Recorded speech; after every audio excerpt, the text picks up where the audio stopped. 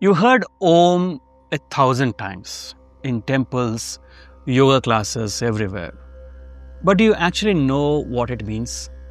I mean, sure, you know Om as a symbol and as a primordial cosmic sound. But did you know it's actually a map? A map of your body, your mind, and the absolute? And when you chant it the right way, it can completely change your meditation experience. So let's peel its 3 layers: physiological, psychological, and metaphysical, to understand Om like you've never heard before.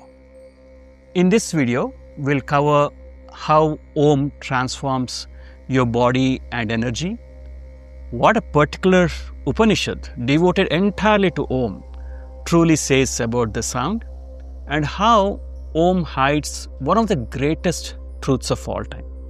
And finally, the right way to pronounce it, because there seems to be some confusion around.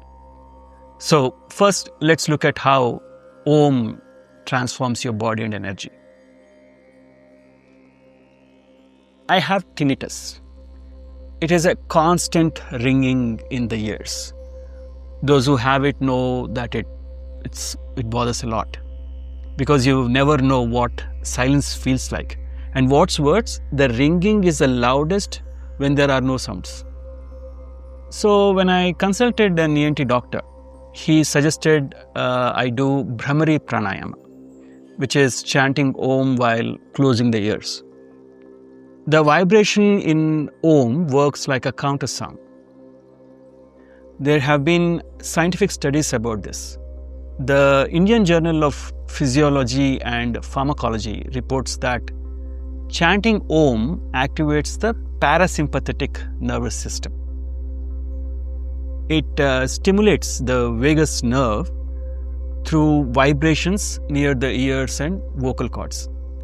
This apparently calms the nervous system. But to me, the relief was temporary. Over time, as I practiced meditation more and more, while the ringing itself didn't stop, it stopped bothering me. In fact, I now use it as an anchor in meditation. Just like the breath, it's always there with me. According to yoga, chanting Om does more than calm the nervous system.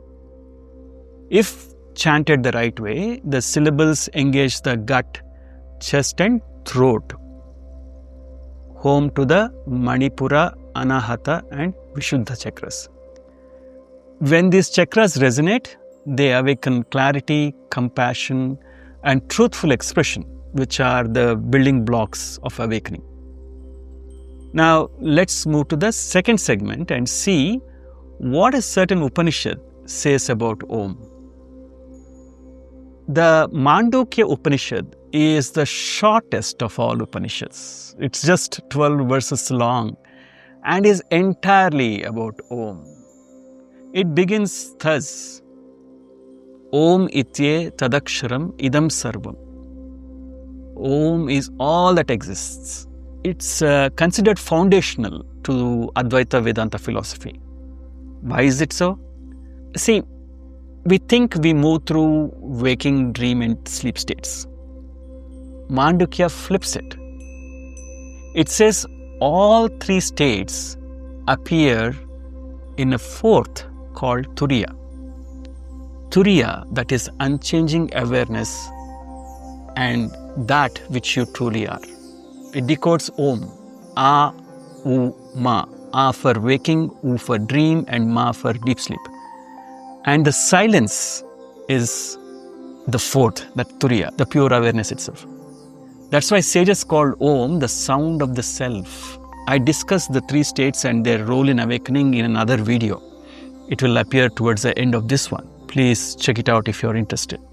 Now let's continue to see what else Om does.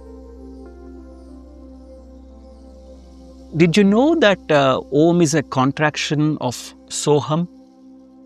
If you remove the Sa and Ha sounds from Soham, you are left with Om.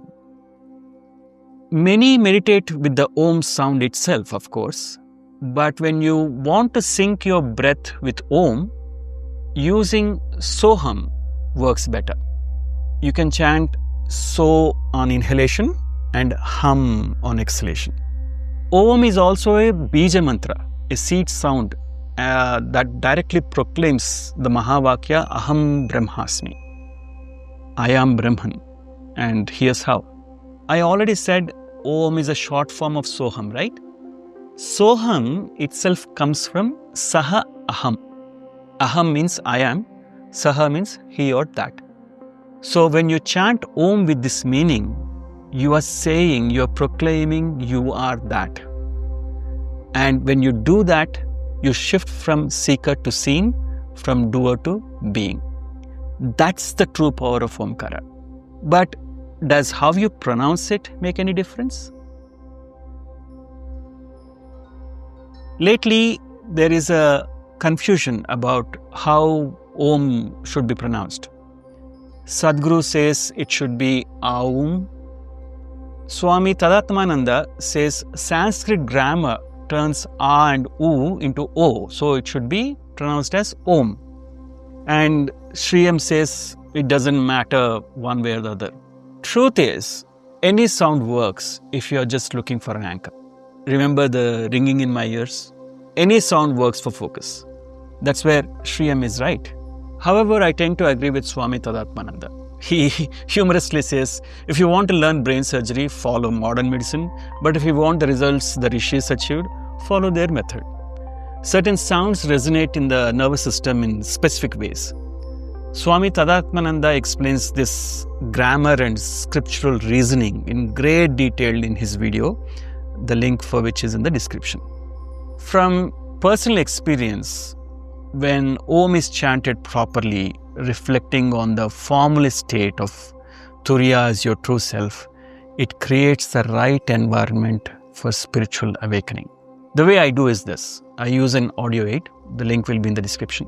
I shift my focus to the center of the forehead between the eyebrows. This is the place for the Agnya chakra. This chakra is associated with intuition, inner vision, insight, and higher consciousness.